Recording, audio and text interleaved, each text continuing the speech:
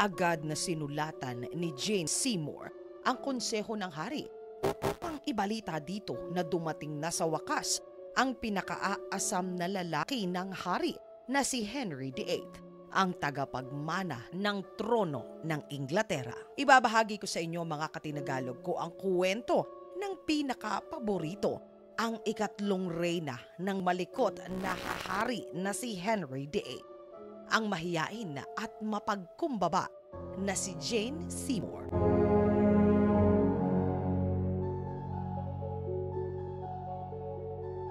Ayon sa ambasador ng Espanya na si Eustace Chapuy, kabaliktaran ng ikalawang reyna na si Anne Boleyn ang pagkatao ng ipapalit na bagong reyna sa kanya. Walang iba kung hindi si Jane Seymour. Magmula sa itsura hanggang sa ugali ay talagang langit at lupa ang agwat ng dalawa.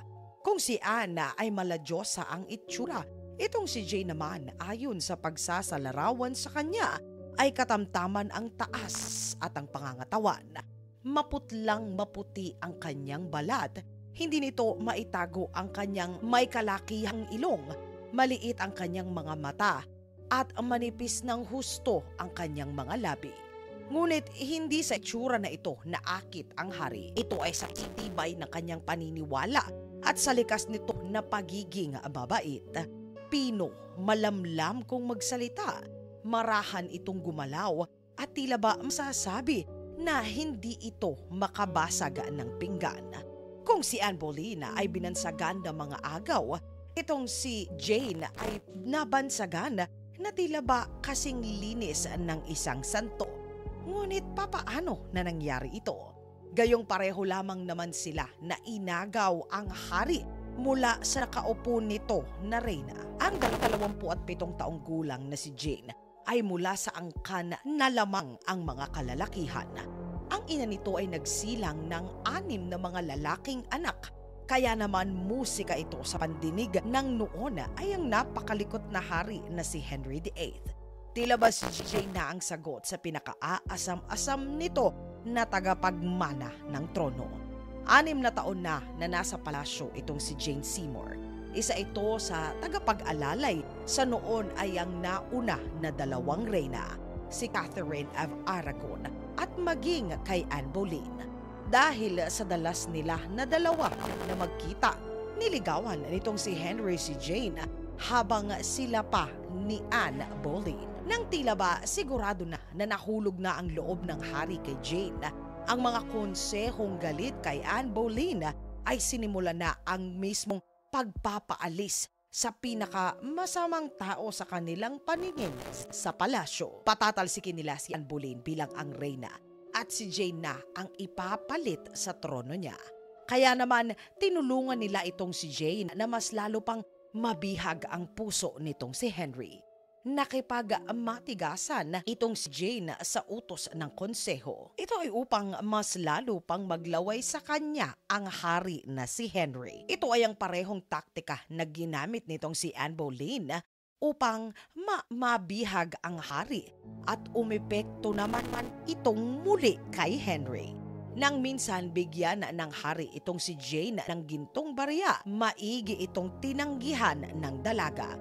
Ayon sa kanya, na sana ay matandaan ito na siya ay isang kagalang-galang na dilaga at hindi nabibili ng sasalapi ng basta-basta. Dagdag nito na mas nanaisin pa niya na latiguhin at kunin ang kanyang buhay kaysa ipagbili ang puri niya. Dahil sa sinabi nitong si Jane Seymour ay mas lalo pang humanga ang malikot na hari sa kanya. Ayon sa tala na sa sobrang bilib nitong si Henry kay Jane ay isinulat nito sa tala na umasal itong si Jane ng talaga namang marahan at pino. Nang una, ito ay walang kabalak-balak na tuluyan itong si Jane. Lalo pa at sa mata ng simbahan ay si Catherine pa rin ang reyna at itong si Anne Boleyn ang nakaupo sa trono niya. Magiging katawa-tawa ang buong kaharian niya.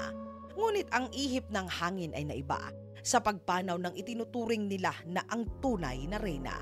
Etong si Catherine of Aragon ay sumakabilang buhay dahil sa sakit nitong cancer At tanging nakaharang na lang sa landas ng haring si Henry ay ang matapang na reyna na si Anne Boleyn. Kaya naman dahil hawak nito ang kapangyarihan, kailangan lamang niya na idiborsyo si Anne upang ito ay kanyang madispatcha. Nang makunan itong si Anne ng ikalawang beses na taong 1536, natatanto ng hari na hindi na siya mabibigyan pa nito ng anak na lalaki na magiging tagapagmana naman ng kanyang trono. Kaya naman hindi nagtagal ay ginawa niya ito ng kuwento at kalaunan ay naalisan ng ulo. Dahil walang galit, walang tumututol, itong si Jane Seymour na ang naging ikatlong reyna ng Inglaterra ng panahon ng haring malikot na si Henry VIII. Kung si Catherine at Anne ay binigyan ng maranyang koronasyon, walang nakamit na ganito itong si Jane Seymour. Ayon sa bulong-bulungan, sinadya ng haring si Henry na wag muna itong ilagay sa trono hanggang sa panahon na mapatunayan nito na siya ay ang sagot sa matagal na nitong inaasam-asam ang magkaroon ng prinsipe na tagapagmana.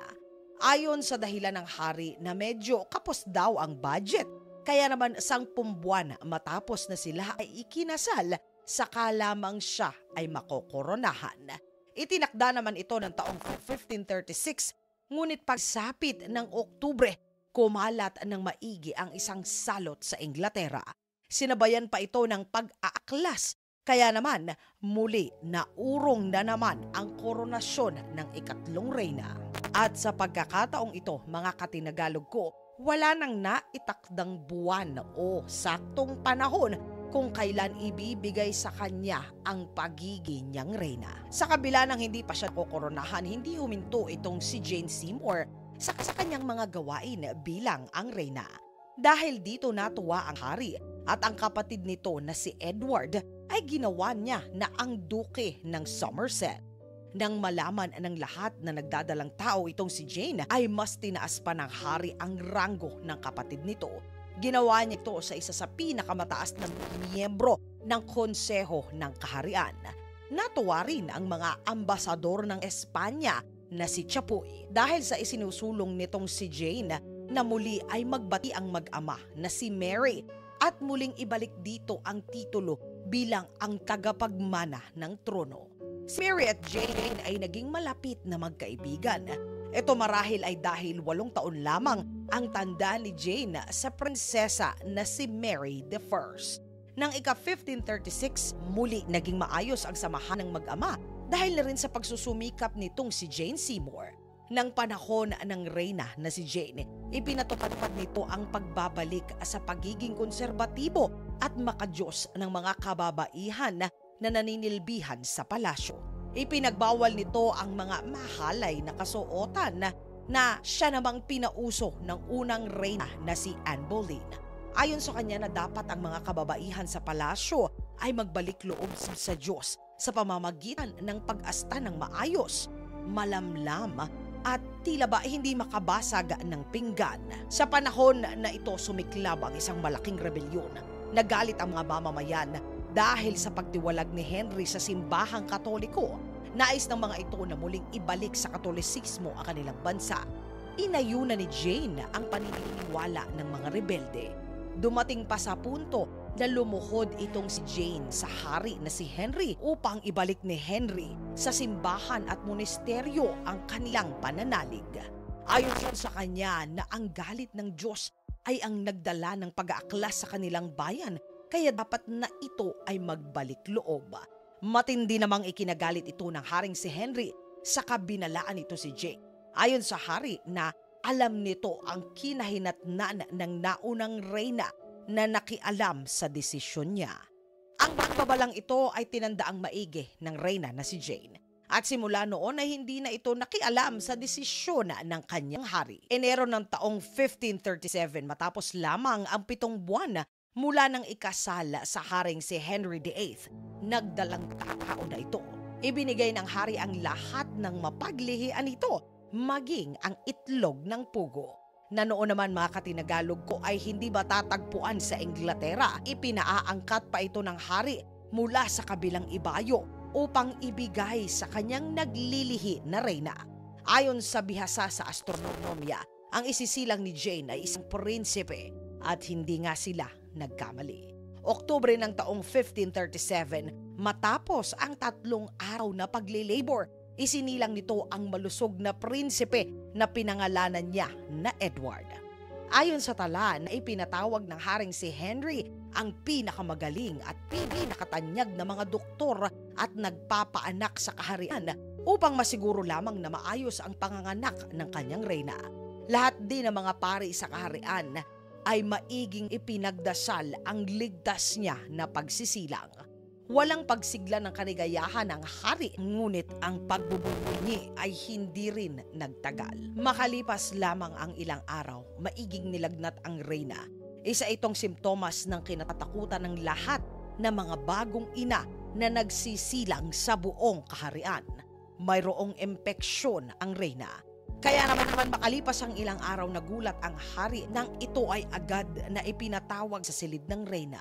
Dito ay binibindisyonan na ito at sa edad na 28 taong gulang, 18 buwan matapos na ito ay ang maging reyna ng Inglaterra, pumanaw ang paborito ng hari na reyna.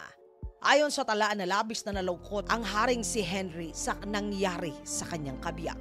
Ilang linggo na hindi ito makausap ng maayos. Sa prosesyon nanguna ang anak nitong si Mary I upang ihatid ang kanyang kaibigan at kakamping madrasta sa kanyang huling hantungan. Sa sulat na ibinahagi ng hari sa kasaysayan, sinabi ng hari na si Henry na ang pinakamasayang panahon ng kanyang buhay ay sa piling na kanyang pinakamamahal na si Jane Seymour. Nakuha man ito ang isang tagapagmana na wala naman siya ng isang napakabait at paborito niya na reyna. Mga katinagalog ko, sa susunod po na segment natin ay matutunghayan na naman ninyo ang buhay ng ika-4 na reyna ng Inglaterra ng malikot na hari na si Henry VIII. Mga katinagalog ko, maraming salamat po sa pagsama ninyo sa isa na namang makabuluhang segment natin sa araw na ito. Magkita-kita pong muli tayo sa mga susunod pang topic natin na ganito.